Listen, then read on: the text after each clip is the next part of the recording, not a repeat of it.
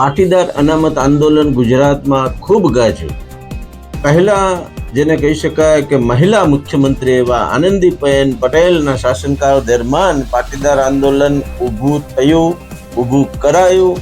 એના જે કાંઈ સૂચિતાર્થો કાઢવા હોય કાઢી શકાય છે. હાલમાં જે ચર્ચાનો મુદ્દો એ છે કે સરકારે હવે આ બધા કેસો પાછા ખેંચ્યા છે. ત્યારે ચિરાગ પટેલ નામના એ પાસ આગેવાનનું જે વક્તવ્ય કે વાક્ય છે એ બહુ સમજવા જેવું છે કે અમારી ઉપર કેસ ભલે રહ્યા, નાના જે યુવાનો છે એની ઉપરના કેસ પરત ખેંચો, અમને તો આ આંદોલનથી સમાજમાં પ્રતિષ્ઠા મળી છે, માન મળ્યું છે.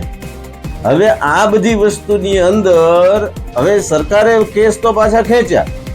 મતલબ એનો એવો થયો કે શું આનંદીબેન પટેલનું એ જે પગલું હતું એ ખોટું હતું? આવો જાણીએ આ અહેવાલમાં.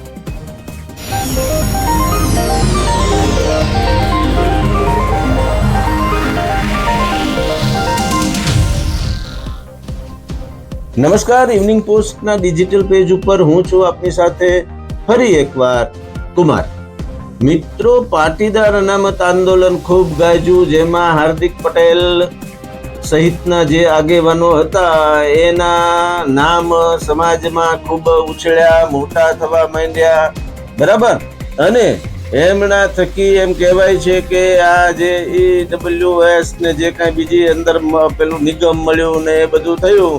પણ આંદોલનના હિસાબે જેટલી સરકારી પ્રોપર્ટીને નુકસાની થઈ કે જે કાંઈ વસ્તુ બની એ બધી વસ્તુ આપણે એક બાજુ રાખી દઈએ, પણ જે તત્કાલીન તે વખતના મુખ્યમંત્રી એવા આનંદીબેન પટેલનું આ પગલું શું ખોટું હતું? સરકારે આજે જે રીતે પાટીદાર અનામત આંદોલન વખતના કેસો પાછા ખેંચવા માટેની પ્રક્રિયા શરૂ કરી દીધી છે, એનો સીધો સાદો મતલબ તો એવો થાય કે આનંદીબેન પટેલે જે તે વખતે લીધેલા પગલાઓ ખોટા હતા. જુદા જુદા આગેવાનોએ જે પ્રતિક્રિયા આપી છે એમાં ખાસ પ્રતિક્રિયા જે છે એ દિનેશ બાંભણિયાએ એવું કહ્યું છે, સત્યમેવ જયતે. પહેલા તો દિનેશ બાંભણિયા શું કહે છે એ સાંભળો. આ લડાઈમાં ગુજરાતના તમામ આંદોલનકારીઓ જોડાયા, એમનો પણ આ તકે હું આભાર માનું છું કે સત્યની જીત થઈ અને સત્યમેવ જયતે.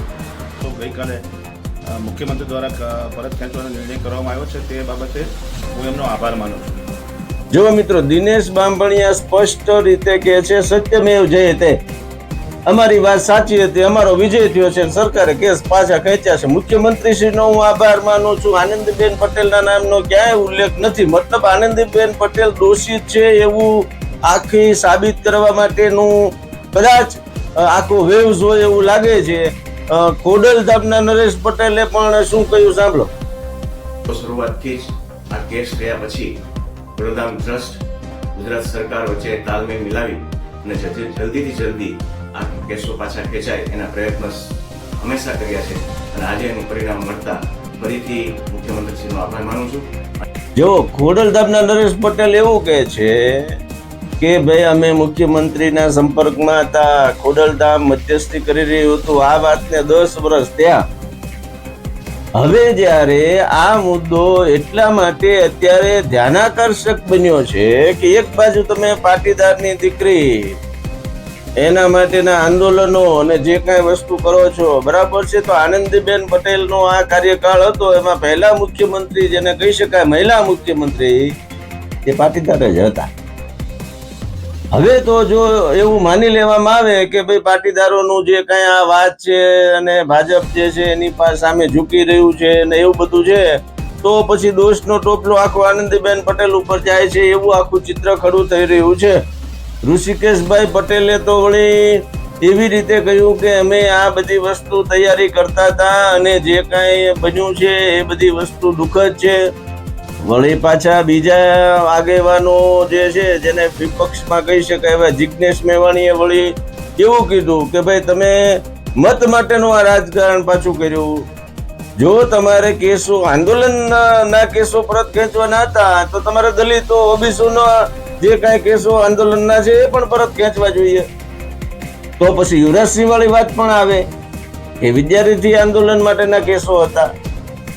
ભાજપમાં જ અત્યારે રહેલા હાર્દિક પટેલે તો વળી ભાઈ મોદીનો આભાર માન્યો, ભૂપેન્દ્રભાઈ પટેલનો આભાર માન્યો, અને ભાજપના જેને કહેવાય ને કે આમ આખું ચિત્ર જાણે બદલાઈ ગયું હોય એમ મોટા નેતાઓ એવી રીતનું વક્તવ્ય આપી દીધું. બીજી તરફ ભાજપમાં જ રહેલા ઓબીસી ના નામે ઠાકોર નું આખું એક સેના ઉભી કરી હતી. દારૂબંધી, ફલાણું ઢીકણું, વ્યસન મુક્તિ. અલ્પેશ ઠાકોર એમણે એવું કીધું કે તમારે કેસ પાછા ખેંચવાના જ હતા તો પછી ઓબીસી ના ખેંચો. હવે ભાજપ માટે આ જે છે એ ગલે કે હડ્ડી જેવું બની જવાનું છે. કેસો પરત ખેંચ્યા, ભાજપની સરકાર છે ભાઈ, ખેંચી શકે, કરી શકે, પણ ખેંચ્યા છે અને જે રીતે પટેલ આગેવાનોના ને જે નિવેદનો આવી રહ્યા છે, નીતિન પટેલે પણ હમણાંથી એમને કંઈક પિક્ચરમાં ઉતાર્યા હોય એમ જુદા જુદા નિવેદનો કરી રહ્યા છે, બરાબર. હવે નીતિન પટેલે પાછું એવું કીધું કે ભાઈ 10 વર્ષનો ગાળો થઈ ગયો તો હવે સમરસ બધું થઈ ગયું છે. મતલબ પટેલો જે છે એ સમજી ગયા છે. હવે સમરસ થઈ ગયું છે એટલે શું? સમરસનો મતલબ સોદાબાજી પણ થાય. આખો મામલો એવો છે કે જેની અંદર હવે આનંદીબેન પટેલનું શું ભાઈ? મતલબ એવો થયો કે પટેલ સમાજ ઉપર આવા આક્રમક પગલા લેવા માટે આનંદીબેન પટેલ જિમ્મેદાર હતા.